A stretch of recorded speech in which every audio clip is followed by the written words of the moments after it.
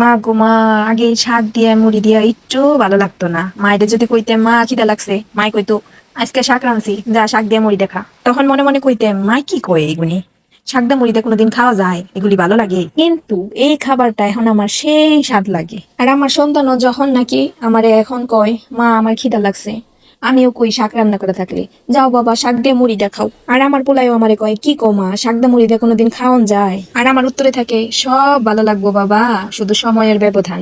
Hello guys, আসসালামু আলাইকুম। তামান্না ব্লগে আপনাদের সবাইকে স্বাগতম জানিয়ে আমি আমার আজকের এই ভিডিওটি শুরু করছি। আশা করি আপনারা সকলেই ভালো আছেন। আলহামদুলিল্লাহ, আপনাদের সকলের দোয়া এবং ভালোবাসায় আমিও ভালো আছি। বরাবরের মতো আজকেও নতুন আরেকটি ভিডিও নিয়ে আপনাদের সামনে হাজির হয়ে গেলাম। আর ভিডিওর শুরুতে যে কথাগুলো বললাম, হয়তোবা কারো ভালো লাগবে, হয়তোবা কারো খারাপ লাগবে, আমি জানি না। কিন্তু আমার জীবনের যে সত্য কাহিনীটা, সেটাই মূলত আমি আপনাদের সামনে তুলে ধরেছি।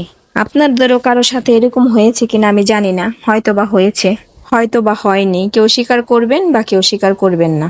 আজকে আমি কাজ করতে করতে আপনাদের সামনে কিছু সত্য, চিরন্তন সত্য এবং তিতা কথা তুলে ধরবো। আর প্রথমেই বইলা নেই, যাদের ভিডিওটা খারাপ লাগবে অবশ্যই সবাই ভিডিওটাকে স্কিপ করবেন, দেখবেন না। যাদের খারাপ লাগবে আর যাদের ভালো লাগবে তারা অবশ্যই দেখবেন এবং কমেন্ট বক্সে কমেন্ট করে জানাবেন আপনাদের মূল্যবান মতামতগুলো। আর হ্যাঁ, আরেকটা বিষয় বলছি, আমার এই ভিডিওর মাধ্যমে অনেক আপু এবং অনেক আপুদেরই জীবন কাহিনী আছে যেগুলো নাকি আমি তুলে ধরি। এখন আমি কন্টেন্ট তৈরি করি বলে শুধু যে আমি সবকিছু আমার জীবনের সাথে যা ঘটে গেছে সেগুলিই তুলে ধরছি বা সেগুলিই বলছি, সেটা কিন্তু নয়। এটা যারা মনে করেন সম্পূর্ণ তাদের ভুল ধারণা। আমাদের দুনিয়ায় কিন্তু এইরকম অনেক মহিলা মানুষ আছে, এরকম অনেক পুরুষ মানুষ আছে, তাদের বুকের ভিতরে অনেক বড় বড় উপন্যাস আছে, তাদের মনের গভীরে জমা। সেই উপন্যাস নিয়েই তারা ওই মাটির নিচে চলে গিয়েছে, মাটির সাথে মিশে গিয়েছে। একমাত্র আল্লাহ পাক জানে, আর যাদের ভিতরের খবরগুলো তারা জানে।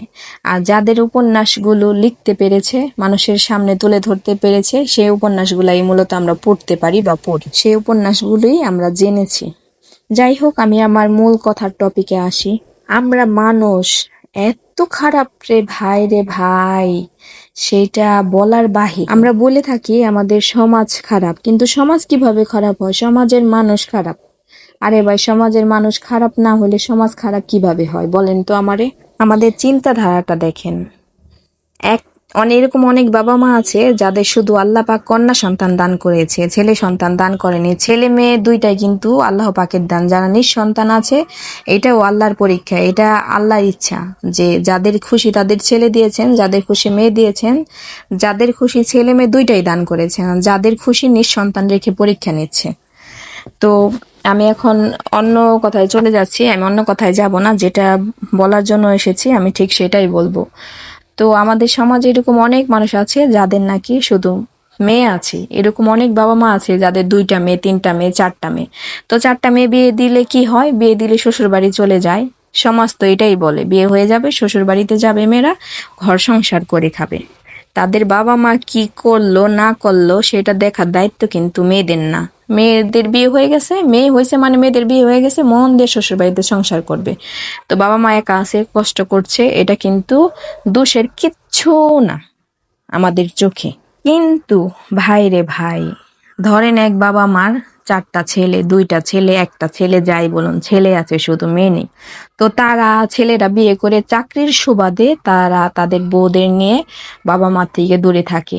অনেক সময় দেখা যায়, বা কাছে বাবা মা, ছেলেরা যদি নিয়েও যেতে চায় দূরে, বাবা মা যেতে চায় না বাড়িঘর রেখে। তখন আমাদের সমাজের মানুষের মুখের কথা এত এত ধারালো কথা আমাদের, বাস ওই বড় ধারালো কোনো ছুরি বা চাকুর আঘাত লাগে না, মানুষকে চাক চাক করে কেটে দেই কথার আঘাতে। আমাদের সবার তখন মাথা ব্যথা উঠে যায়। 4টা ছেলে থাকতে বাবা মা এত কষ্ট করতেছে, তারা তাদের বউ নিয়ে বাচ্চা নিয়ে শান্তিতে থাকতেছে, দেখো গা ওইখানে যা শান্তি করতেছে, আর বাবা মা গুলি এই জায়গায় পড়ে রয়েছে। কেন রে ভাই? এই সেম চিন্তাটা কিন্তু আমাদের আসে না যখন মেয়ের বাবা মা মেয়ে বিয়ে দিয়ে দেয়, মেয়েরা শ্বশুর বাড়িতে থাকে বা স্বামীর সাথে থাকে, তখন কিন্তু এই প্রশ্নটা আসে না।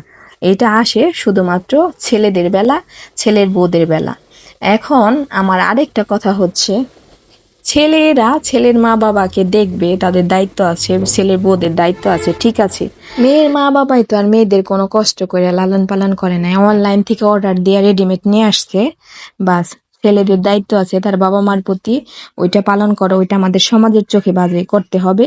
কিন্তু মেয়ের মায়েদের প্রতি, মা বাবাদের প্রতি মেয়েদের কোনো দায়িত্ব নাই, কর্তব্য নাই, বা এটা তারা করতেও পারে না। আমি জানি না বিষয়টা কি আমি আপনাদের সামনে সেভাবে তুলতে পেরেছি কিনা, যেভাবে ঠিক আমি তুলতে চেয়েছি। এখানে আমি কাউকে ইঙ্গিত করে কোনো কথাবার্তা বলিনি, আমি মূলত আমাদের সমাজের বাস্তব কথাগুলোই বলেছি। আমিও একজন ছেলের বউ, আমি এক বাবা মার মেয়ে, কন্যা সন্তান, আমারও ছেলে দিয়েছে আল্লাহ। তো আমি কথাগুলি বলেছি এর জন্য মনে করবেন না আমার জীবনের সাথে ঘটে যাওয়া কাহিনীগুলো বলেছি, না। আমার আলহামদুলিল্লাহ আমার একটা ভাইও আছে আমার বাবা মাকে দেখার জন্য। আর এই কথাগুলো যে বললাম এটা কিন্তু বাস্তব একটা কাহিনী। আমাদের সমাজে, আমাদের চোখে আশেপাশে এরকম বহু কাহিনী আছে। এখন হয়তোবা কেউ আমরা এখানে এসে স্বীকার করব, কেউ করব না। আর এটা আমার এক বোনের একটি জীবন কাহিনী ছিল, ইনবক্সে সে আমাকে জানিয়েছিল। তো আপনারা কেউ যদি এরকম কোনো কাহিনী আমার মাধ্যমে তুলে ধরতে চান, অবশ্যই আমার সাথে যোগাযোগ করবেন। আর যার জীবনের কাহিনী এটা, তারও ভাই নেই, তারা বোনই, 3জন না 4জন যেন বোনে, এই আর কি। তো যাই হোক, এই ছিল আমার আজকের এই ভিডিওটি আপনাদের কার কেমন লাগলো অবশ্যই জানাবেন। আর আমি এখানে কাউকে কোনো ইঙ্গিত করে কোনো কথাবার্তা বলিনি। আর তারপরেও যদি কারো খারাপ লাগে অবশ্যই ক্ষমার দৃষ্টিতে দেখবেন। সবাই ভালো থাকবেন, সুস্থ থাকবেন। ভিডিওটা আমি আর দীর্ঘ করছি না, এমনিতে অনেক দীর্ঘ হয়ে গিয়েছে। আল্লাহ হাফেজ।